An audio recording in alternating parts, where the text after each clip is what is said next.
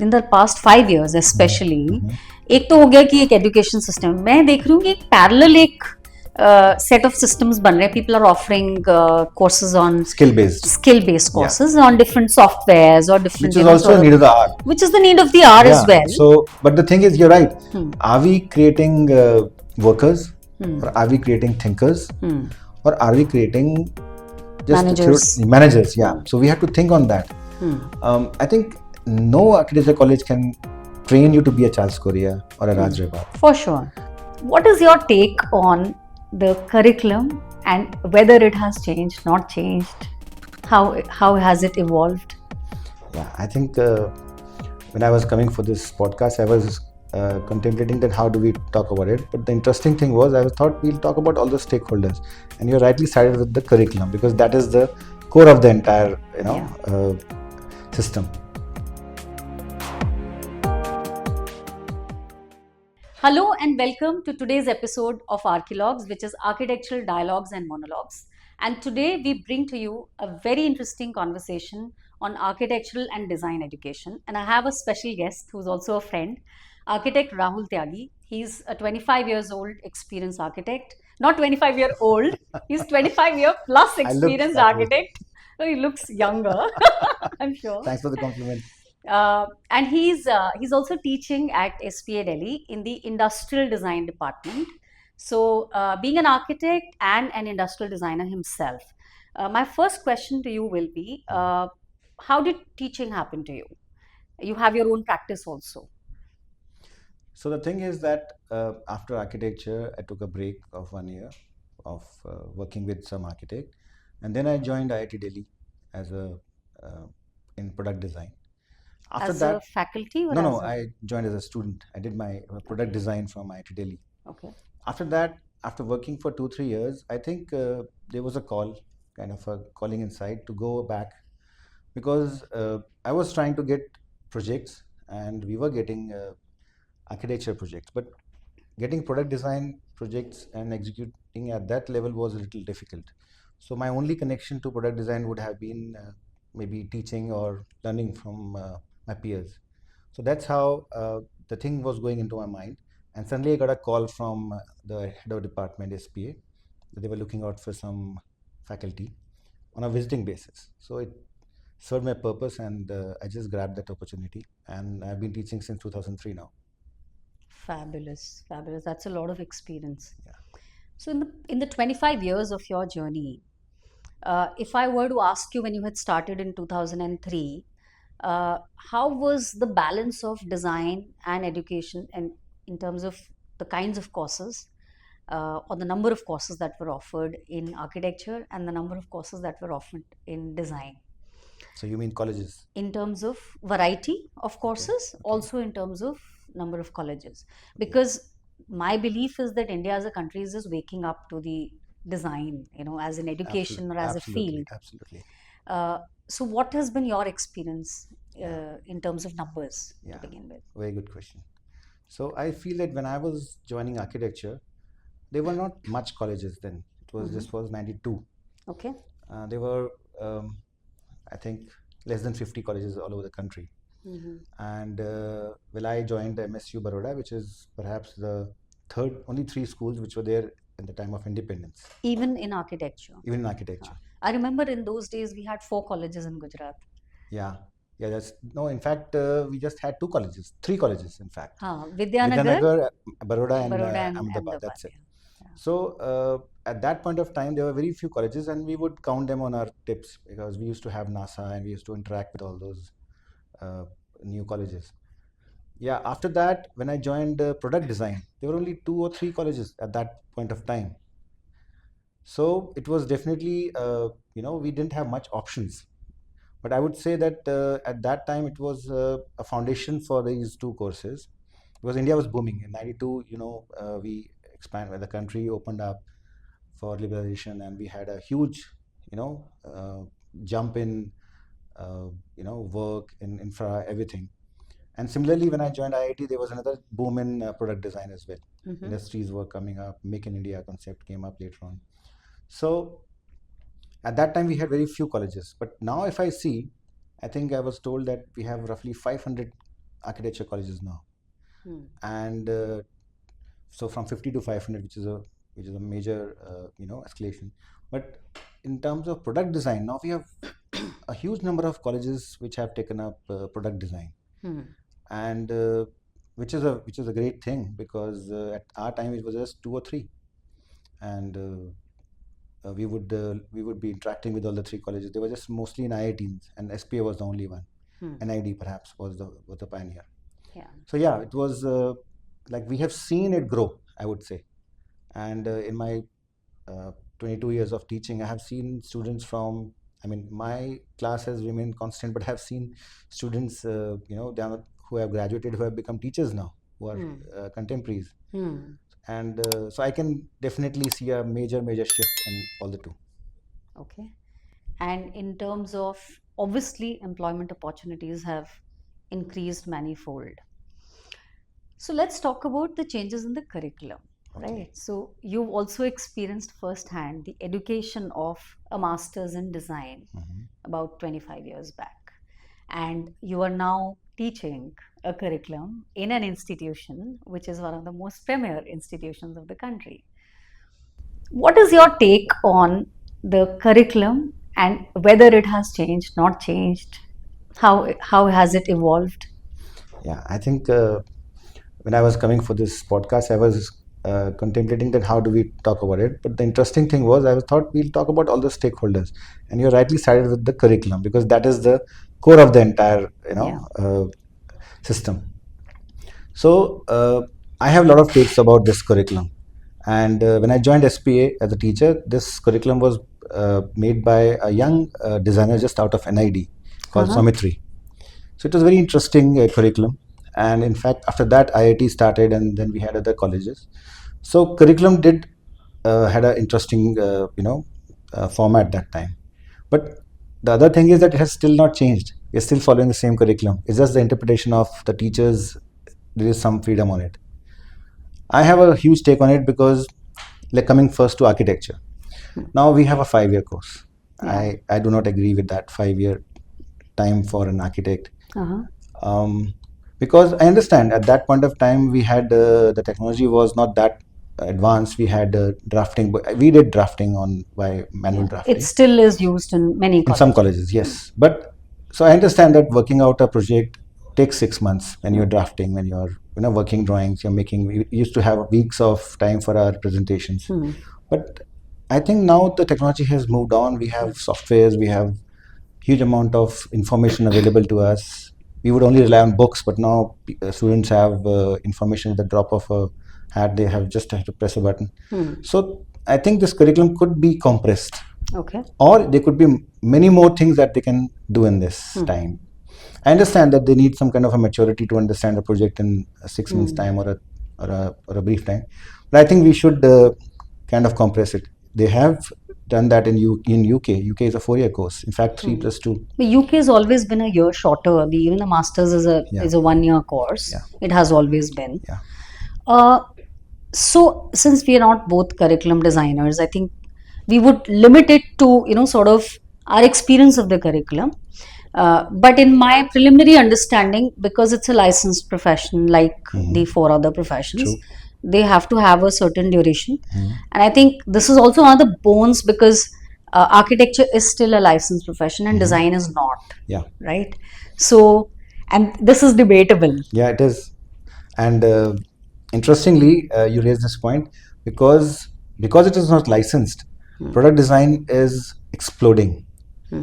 There are so many colleges in the country which are coming up, which are trying to go for product design or design or visual communication, then architecture. But I have a little observation there as well.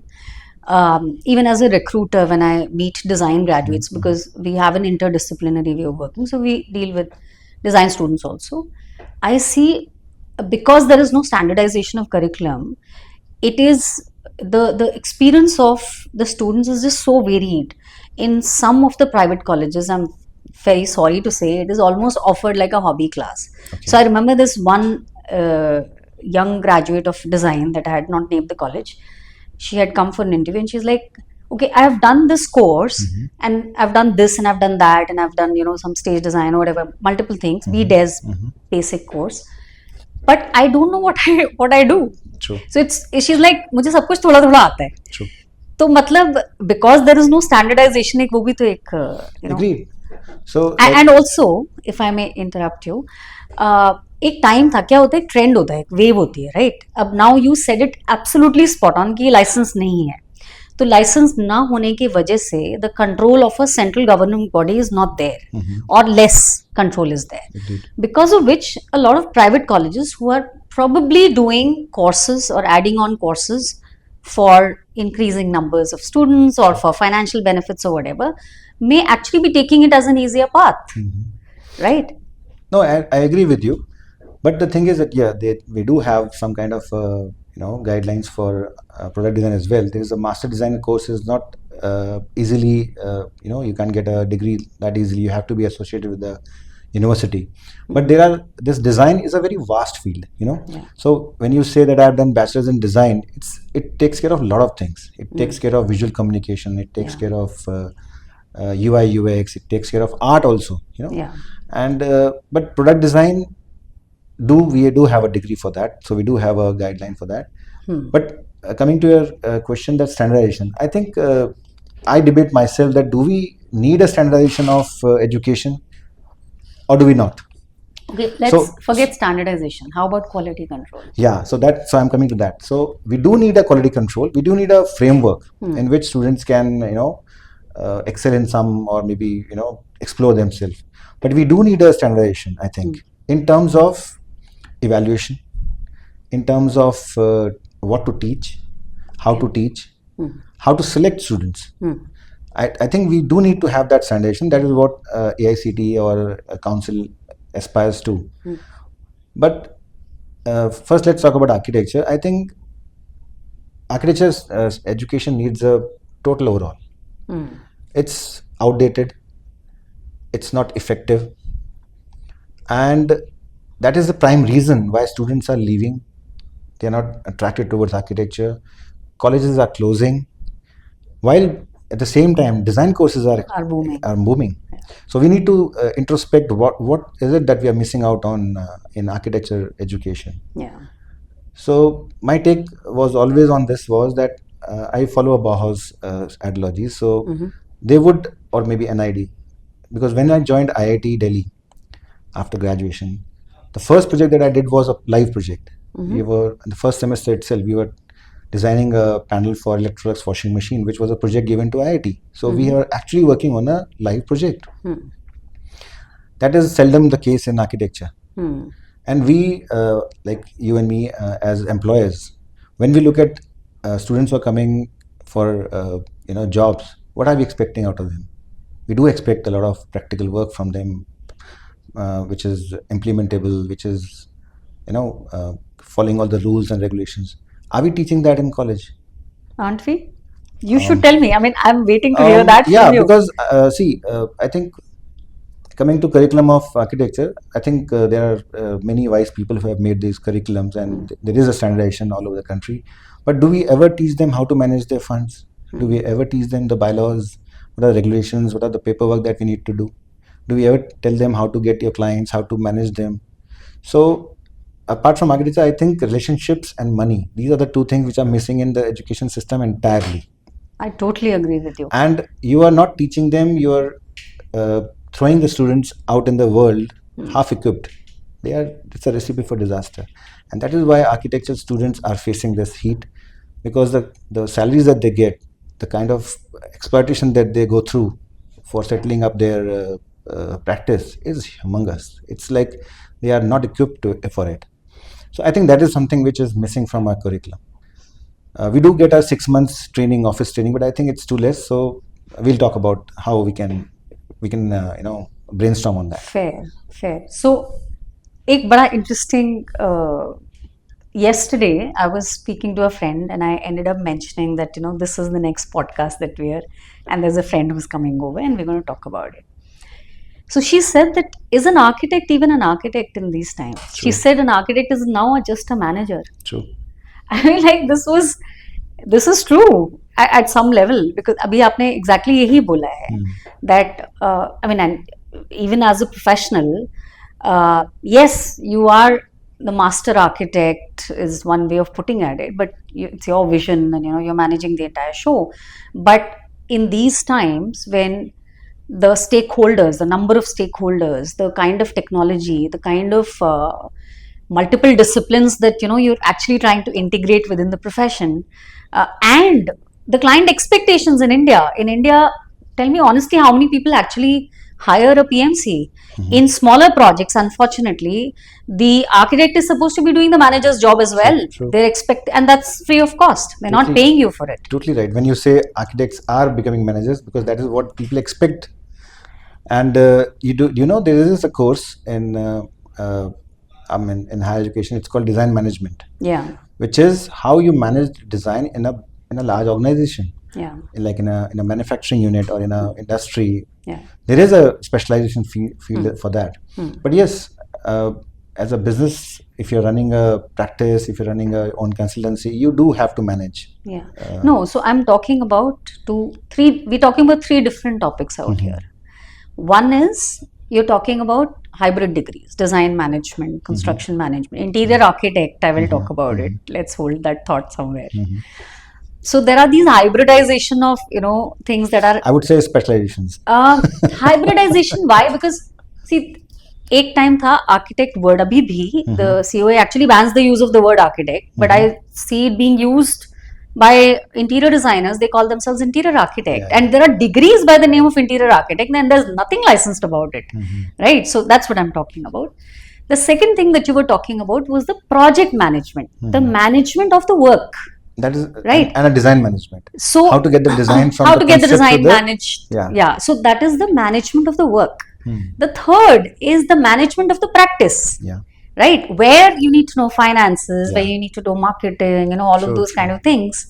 And as someone, like I was just mentioning, when I went for a super specialized certificate course in management, for the first time, I was studying macroeconomics and understanding how to use that for your business. Interesting. So stuff like that is never ever taught to an architect. In fact, to a lot of extent, their thought is limited. कि नहीं ये आपका काम नहीं है. In fact, you should not be thinking about because, the money part of. I know. I understand. See, I understand that the curriculum is designed to consider a utopian, environment for a student to explore.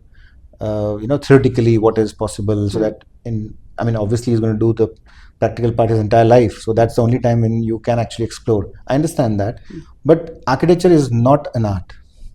It is a technical subject. It is very much. It is a functional, it's an engineering, it's art, it's a combination of a lot of things. So like, let's take parallels of medical education, or say CAs, or say lawyers. They go through a rigorous system of being trained. They don't call it teaching, they call it training. Like we also are supposed to be trained. So I think if we can take parallels from them, a doctor doesn't become a doctor unless he goes through 1.5 years of housemanship. A CA doesn't become a CA unless he does a lot of apprenticeship under a CA. So like, coming back to your question, when do we call an architect an architect? You can be an architect, you can get a degree of 5 years after 5 years of 5 years is not a short time. It's not a short time. But can you practice unless you get a license? Like we talked about, that architecture is a license course. What is the procedure of getting license in India? You just have to submit your degree. That's it. There is no kind of a standardization. There is no kind of a check. There is no evaluation whether you are actually fit to practice. So I think, yes, very well said. You'll get a 5-year course degree, but you become an architect only once you are ready for it. And, and there what we can do is in practice. Yeah, in practice. So there could be an extension of, what's the hurry of making, 5 years is anyways a huge amount of time for you to study. So it could be compressed to a education, like academic part, and then you can have a training part which is a little longer. So I remember in between there was a change in the curriculum, and in many colleges the internship was shifted to the last year. Yeah, there's still it's still there in some colleges. Some colleges, right? And in other colleges it's like fourth year, and then your thesis or whatever. True. And it's, I think the course is still a bit loose on the final year, because in some they have a dissertation and a project. In some they just have a design thesis. In some they only have a dissertation or whatever. True. So yeah, stuff like that. Coming back to my point on curriculum, are there any specific sort of changes that you have in mind? I mean, as somebody who's an academician, I'm sure you've thought about that question. I was waiting for this question. I was waiting for this question. So, yeah, so I would like to hear about that. I think it needs a total overhaul. You know, if you ask me, though I was at one point of time contemplating before COVID to start an institute on design, which would we talked about that. Yeah, we talked about it. Yeah. So it's still there in my mind, though COVID has given mine it a little. Too. Yeah, but I think what I feel is that since architecture is a profession where you have to have a practical knowledge, the practical aspect should start from day one. So like if you see, first year you get the basics, it's like a fundamental course, but you practice as well. We're talking about undergrad architecture. I'm talking about bachelor's in design or architecture, whatever course you want to take. Because these are all, you're working for someone, you're going to design for somebody. Are you teaching in undergrad architecture? Have you ever taught to undergrad architecture students? I have done a lot of juries, and I had a brief stint with some of the colleges, but yes, not as a regular one. Core faculty, but I do have, I used to have a lot of office training people at my place, and from various years. So I have a fair idea what is going through. So I think first year itself it should start, and there could be some like a subject or a number of hours dedicated to it, where people from day one start.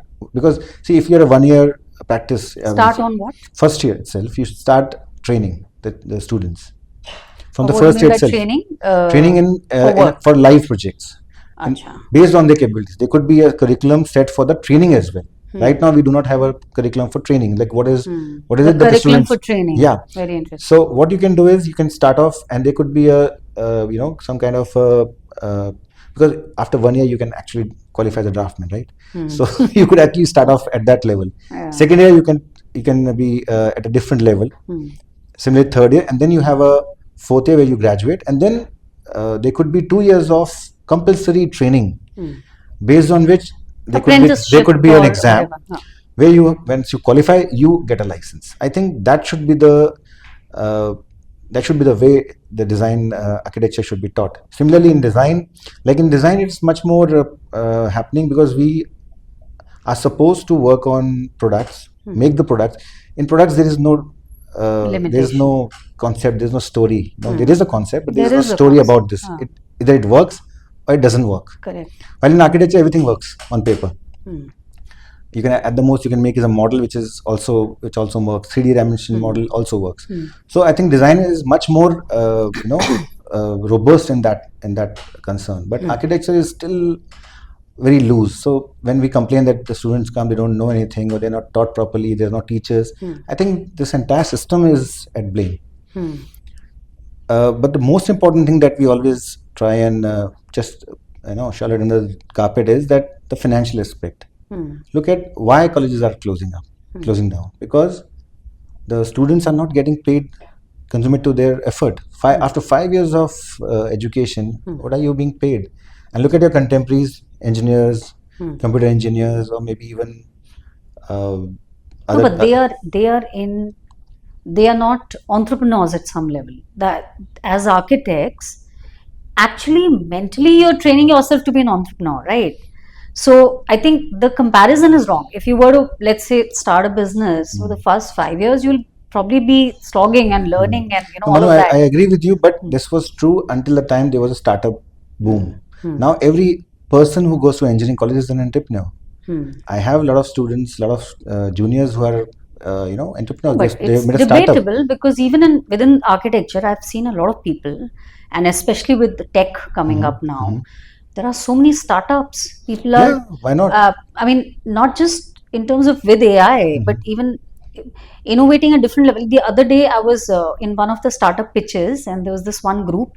They had come up with this very interesting platform which allows you not just visualization of different types with the help of AI, but also when you hover your mouse over it, you can actually see that they have back linkages with the e-commerce portals. Mhm. So you can actually Yeah, see yeah, their the link and links, price yeah, and the price. everything. Yeah, And just a click of a button, it will give you the complete yeah, pricing true, of true, that true. space and so on and so forth, which is very, very futuristic. So, True. and architects are developing Yeah, it. yeah, that's true. See, architecture as a profession, I think this 5 years of course, even engineering, to keep as a parallel, you do give some kind of a insight that the person can actually start off with whatever he wants to, because a lot of architects are doing films. A Yeah. lot of architects are Yeah, in doing. fact, most architects end up not practicing architecture, but some version of architecture, like in Yeah. some. So I consider now architecture as a foundation course. Yeah, yeah. Because I teach masters and all my students are either engineers or architects in all over the country. So they are actually. Are they doing a good job with the current curriculum? Are they doing a good job of As an doing a architect? foundation course? But they're not ready to practice, but as a foundation. Well, my favorite question when students come for masters is, why have you joined this course? Until now, I have not even got one honest answer, because they always give a story. But the real answer is they want good jobs. They want, maybe the colleges have been, I don't know what level, but they want this SPA name. That's the two answers that they always give, hidden behind what they say. So I think eventually, if you're not getting paid properly, if you're not getting good jobs, I think that is also something we have to see in the curriculum. Why are we not pushing that? So like the curriculum I mentioned, if we have some kind of a rigorous system of evaluating and getting degrees and getting licenses, then this question of people calling themselves architects will go away, because then they will understand that architecture degree is not easily achieved. Yeah. They have to go through a rigorous system, and then Which they anyways do. Which they do, but there will be a value attached to it, because when you, like, a CA doesn't become CA just like that. He has to go through a rigorous system of. No, so I'll be honest with you. You're absolutely right, because it is true that the way the education is delivered is just so defunct. I mean, by the end of 5 years, can you really expect a fresher to be designing a practical building? You cannot. I mean, I've I seen understand. cases where people have tried to start their own practice. वहाँ columns ही shifted हैं, shafts shifted हैं. I मतलब understand. things are not working. I understand. That's the kind of value we give to architects, because eventually you're designing, you're using people's money, and it can't be that casual about it. It's a higher risk at Yeah, some so level. that's what it is. Yes. So talking about the way the education is delivered, and you are with a very esteemed government institution, right? And you said that you've been as a juror, which I'm assuming you've seen interfaced with private colleges as well. क्या limitations लगती हैं आपको एक अच्छे government college की जिसका नाम आज भी बहुत बिकता है? Limitation wise, I would say that, see, education as such should not be private, I would say. Should not be private. Yeah, because then there are different pressures on colleges, on education system. Okay. World over, education. When you say private, you private mean funded, I would say. So yeah, it is debatable. But if you see the best countries in the world, a lot of countries do not have private colleges. I mean, they do, but the best colleges are the government colleges, government funded colleges, or they are funded by some institution. There should not be pressure on the education system for financial reasons. Like private colleges, if you go, there's a pressure to qualify students, because if you flunk them, there's a pressure on you, on the teachers, numbers on the system. Targets yeah. So I think this, when we talk about कि भाई training नहीं होना चाहिए, so that if you see medical profession, best medical hospitals are government hospitals. नहीं, but उसका मेरा एक perspective इसमें थोड़ा सा ये है that if you see architecture colleges which are government backed or which are some big institution backed, so when you have a government backing, you automatically have some policy level support at multiple levels, right? So which actually in an ideal world should give you a lot more number of opportunities. Like you said that you were with IIT and you ended up getting some live project which was given to IIT, right? Having said that, I have seen very good, I am from a private university. I understand. And I find that the innovation that those kind of institutions are doing is something that is unthinkable. I agree. Because there's just so red tapeism. There is just so many tapes that you need to cut to be able to make one small change. My point was not government or what I meant was that the education system should be independent of funding. There should not be pressure on the teachers to perform and get students. They should be focusing more on education. Students should How also. do you ensure that? If there's a private university or there's a government college, तो दोनों के अपने एक ही challenges आ गए ना फिर एक level Exactly. So what I'm saying is that how are institutes ranked? The internationally. NERF ranking. So there are various factors for the ranking, but one of the prime factor is how many students you reject. अच्छा. Yeah. Why do you think IIT is so famous? Why IIT is so sought after? Because the number of students they reject. There are 8,000 seats and there are like maybe 18 lakh students applying for it. And that is internationally, because see, that is how you do quality control. What are the other parameters? There are many parameters. There are like the faculty ratio, the infra. But today, like you rightly said, private would have a better infra than a government college. Yeah, infras don't even get me started on this. Yeah, because, but I don't think that is the only criteria, because see, once you get the education system out of these clutches of finance and infra issues, it's gonna prosper, because then that is the time when you will have real, education system working. You'll have innovations. Internationally, where do people go for research internationally? They go to institutes, MIT or Caltech or whatever, because they get so much amount of funding, like IIT in Delhi in India. But in India, it's the other way around. For research, people go to industries. Yeah. While in the West, in all the developing countries, industries go to the institutes. So actually, industry linkages is actually the institution's responsibility, which in India, unfortunately, I don't know how it works in government-backed colleges, is probably not happening, right? But there are some private universities, because they have the flexibility. And yes, you might be right. The driving or the intent behind it may be to enhance the quality, to get better number of students or better paying students, better quality students, whatever you want to sort of whoever's priority is. But जो भी reason है, they are sometimes able to hit the right sort of formula. There will be exceptions in create every system. Yeah. But infrastructure is something that I feel that when these institutions were started right after independence, and many of these, whether it is AIMS or whatever, I find that the infrastructure is crumbling to the bits. And I'm not kidding, I've seen good students would sometimes reject the top government college because the conditions are unlivable. I totally agree with that. The hostel conditions, I mean, these are just basic student rights in today's day and age. Who gives you like infested infrastructure? I totally agree with you. I have my own personal experience. My daughter rejected NID, and in fact, I had done their hostel building in Ahmedabad, which is the only Indian architect to do that, because they didn't have attached toilets. So that's the requirement of the students today. I totally agree with you. It's just a small. But isn't this a debate which we as professionals should? So what I say is, infra should be a given. I mean, why are we looking for? Because if absolutely, and that too in something that you're making students aspire and work for. Exactly. So like I started off saying that there are various stakeholders, and we need to talk about everyone's, we need to be empathetic towards everyone. Fair. Because when we want good students to come out, we need good infra. For good infra, we need good money. For money, we need the system to work. So it's all linked up. So where do you think the system is not working? Because I think the government-backed colleges are getting good grants, aren't they? I think it's not working at every level. It's not just one person's fault. It's everyone. Like, if I have to get my son admitted into an architecture college, where do I go? Do we have the information for that? We only have to talk to the architects. No, the council. There is no education system which says that why you should do architecture.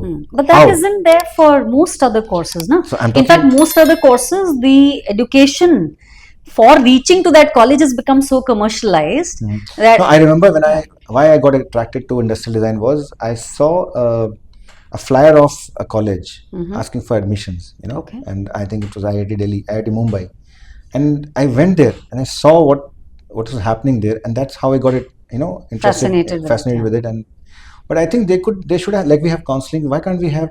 So, Manu, I think our podcast is too short to change the entire education system. But yes, it does give a lot of thought to it, and maybe once when we collaborate to get on to the idea.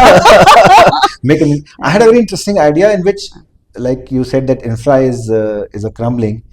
So this idea was to have no infra at all, and then to impart education. Yeah, which is what we spoke about last time also. And there are examples for it. You can look up. There's a education, I think, society or institute called Minerva.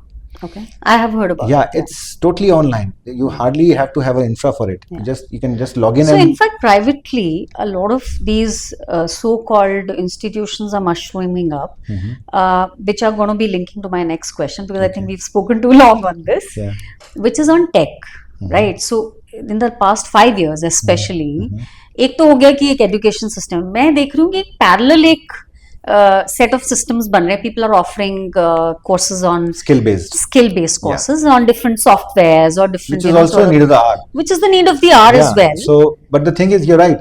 Are we creating workers, or are we creating thinkers, or are we creating just managers? Yeah. So we have to think on that. I think no architecture college can train you to be a Charles Correa or a Raj Rebal. For sure. So what we can do is we can just give them the brief framework, and also the right tools. So I think when you say tools, what tools are you talking about? Tools could be how to think, how to draw, very well said, how to visualize. So tools which could they be, are tools giving. could be anything. Which they are. Yeah. So when I joined IIT, it was a mind-opening experience. How did you find the difference between like an architecture education, and you did from MSU, right, which is also a government-backed institution, versus IIT, which is also famed for. Yeah. So like I say, like MSU had a very interesting setup where I would not say it was a shortcoming, because we had mostly practicing architects coming to teach us. No, we didn't have too many permanent faculties. Yeah. So the other option left to students was to learn from their peer or from the seniors, which was a huge learning for us, helping seniors and all. So we had our own ways of learning. I think it still is like that. Yeah, and that's why I would say MSU has got a lot of architects who have really excelled in private practice. Like Hasmukh Patel is an example. Yeah. There are many more, Karan Grover and all. So, but when I came to IIT, it was a total jump, in terms of infra, in terms of exposure. At that point of time, we had access. This was in '97, I guess. We had access to internet 3 times more than what we had ever even imagined. We had one in college, one in hostel, one in a library. So the infra was amazing. Like I said, the rejection ratio was very high. Like I was perhaps 99.9 percentile. So you agree with the rejection? Not even in the first 10. You agree with the rejection criteria? I agree, because see, there has to be a criteria.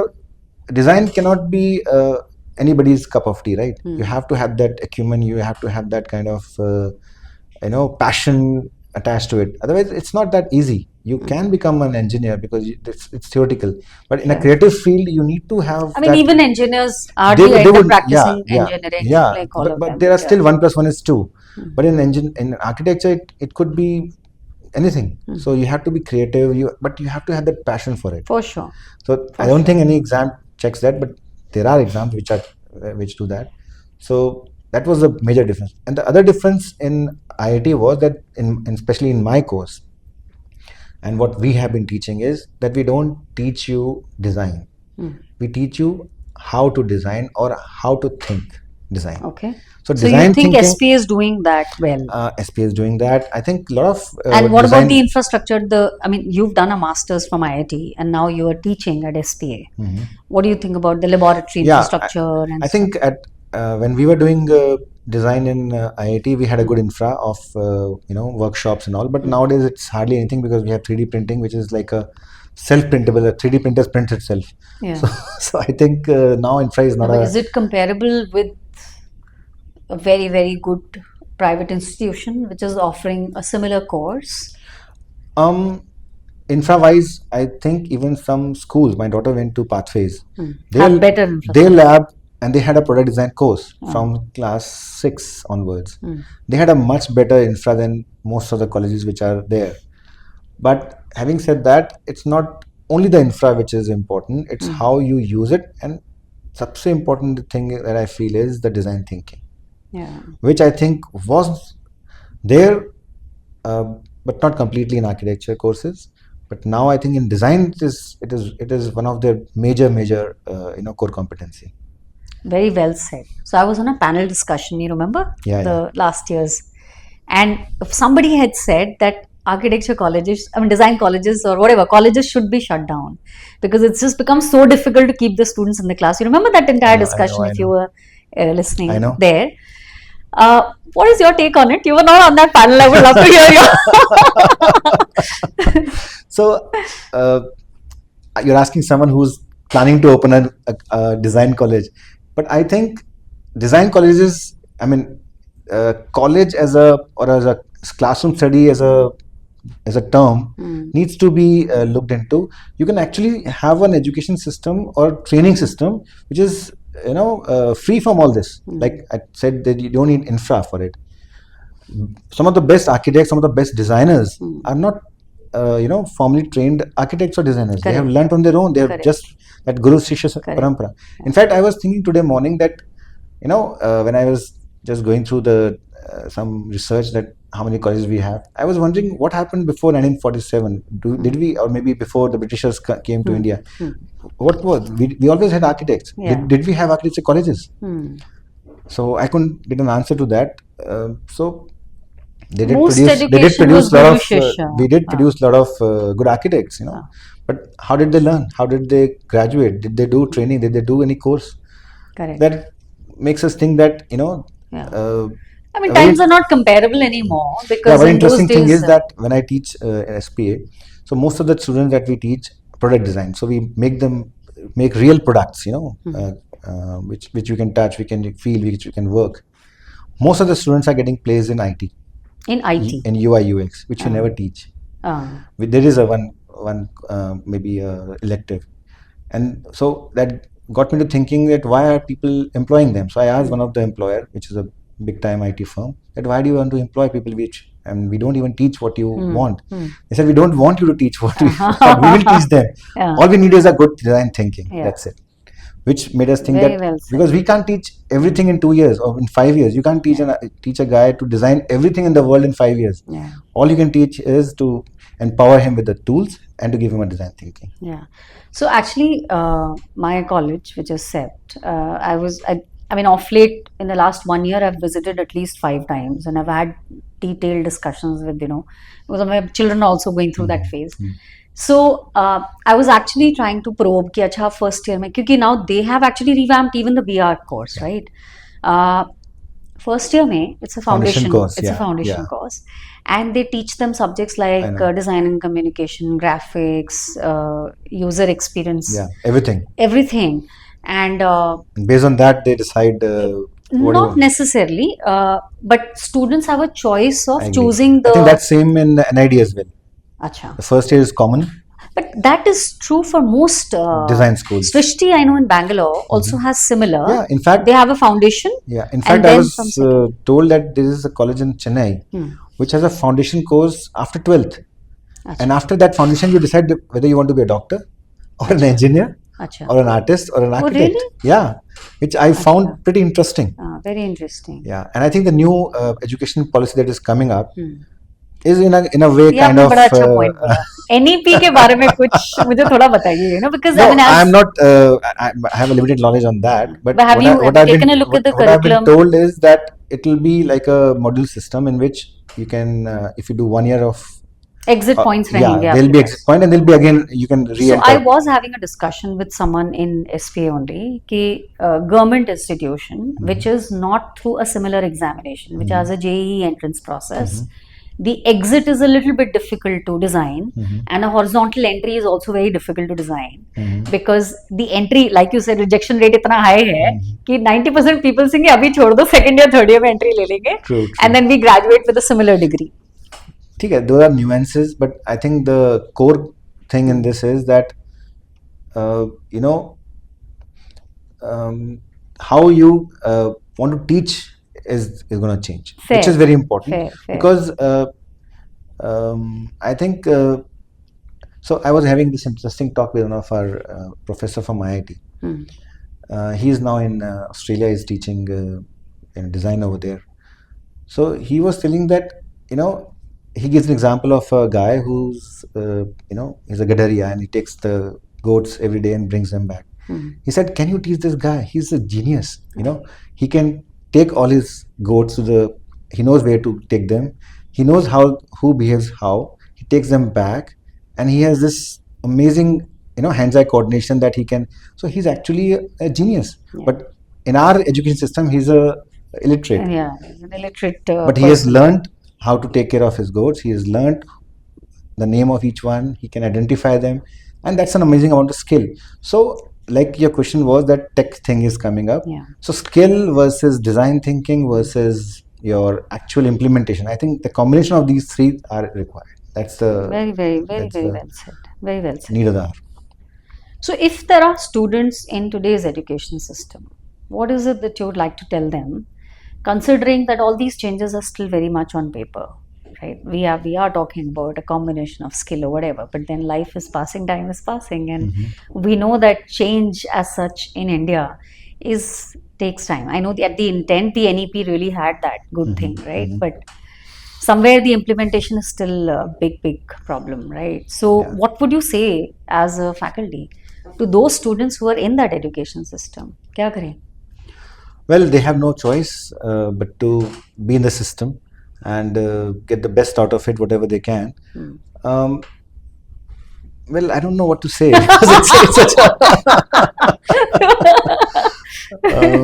बेचारे फंसे हुए. But the thing is that, with all this chaos comes, when we still have amazing, I would not say that we don't produce good architects or designers. We are. So even in that chaos, we are creating geniuses. I really wonder if we could do a little tweaking and just rapid this process. Because if you see how many Indian designers are known world over, how many Indian architects are known world over. So a good example is China. They are really hitting the nail. If we have 500 colleges in India, they would have 5,000, and the speed at which they are working and the kind of I would say exposure that they are giving, it is mind-boggling. Any specific story that you would like to cite? It sounds very interesting.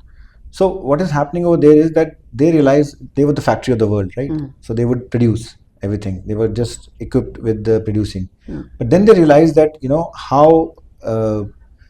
how is it to design? Because that is something which was not given to them. They were given the design and they were supposed to make it. So now they understood that this is the main thing. Manufacturing to koi bhi kar lega. Maybe today they have a make in India concept. So India will shift ho jayega. Design is something that is the core. So they are focusing now on the design as well, which I think we as Indians have an advantage because we can talk in English. We have an education system which takes care of that, and we have a good exposure, and we are really very stable country as of now. So I think we could take this plunge of having more design schools, good teachers. The entire system needs to be revamped. So when I had done the Chevening scholarship, there was this one Indian faculty who we had, Professor Anand. The first day he took our first lecture and he said that India की population के बारे में बात हो रही थी, and we were supposed to talk about how that is not a limitation, but that's actually an advantage, right? So every challenge actually has every cloud has a talking silver about lining. The professor from IIT? No, I'm talking about the UK when I went for that course. Okay. So we had an Indian professor there, and because we were looking at urbanization opportunity, true. and which is exactly what you are talking about as well, कि dearth नहीं है यहाँ पे भी. People are actually by default very intuitive, and जुगाड़ सबको आता है. जुगाड़ has a huge design aspect to it, which is a whole different subject. I really wish, I think maybe we will, when we launch that course, one course will be jugaad. No, we have done courses on civil design, by the way. So and the thing is that आप हमारा कुछ भी देख लीजिए, like I take a lecture on green building design, so I tell that this is green in the Masters of Design. no, it's a general lecture अच्छा. that I take at talks and all. So उसमें मैं first चीज मैं बोलता हूँ कि उसका नाम ही है now let's call it green, because it's It's already Western, been it's a green. Western concept Yeah. of calling it green. We were Yeah. always green. We were always green. Like In fact, greener than what we are. yeah, You know, I by give the that Western example influence. of that dalda ka dabba. You know, I don't know whether you guys used to have association with it. So dalda ka dabba used to be a tin dabba in which you used to get vegetable oil. Correct. Once you use the oil, then they become the container to hold dal. Something else, and something else and something else. Yeah. उसके बाद Same example is there for clothes also, right? Yeah. तो पहले पहनने के कपड़े होते थे, फिर वो पोंछने का, फिर exactly. कुछ So कुछ we होते have, होते. as a society, have always been like that. We have. But and look at the construction cost in India. I think it's probably the lowest in the world. The lowest, yeah. And obviously, we are doing a decent job with that. Yeah. But yes, I think even the education system is the cheapest in India in terms of government. Because of the government policies and stuff. So very nice. So I think we've covered like a lot of topics today. Tip of the iceberg. And I think actually we've just touched upon the tip of the iceberg, and I really hope that this episode or this discussion can actually bring out those sort of unsaid things. Sure. Because I'm sorry to say most people are not even talking about it. Yeah. They're not ready to address the dinosaur in the room. And yeah, so with that I close today's episode, and I thank you for joining for today's discussion. Thank you for listening in, and we'll see you in the next episode. Thank you Manu.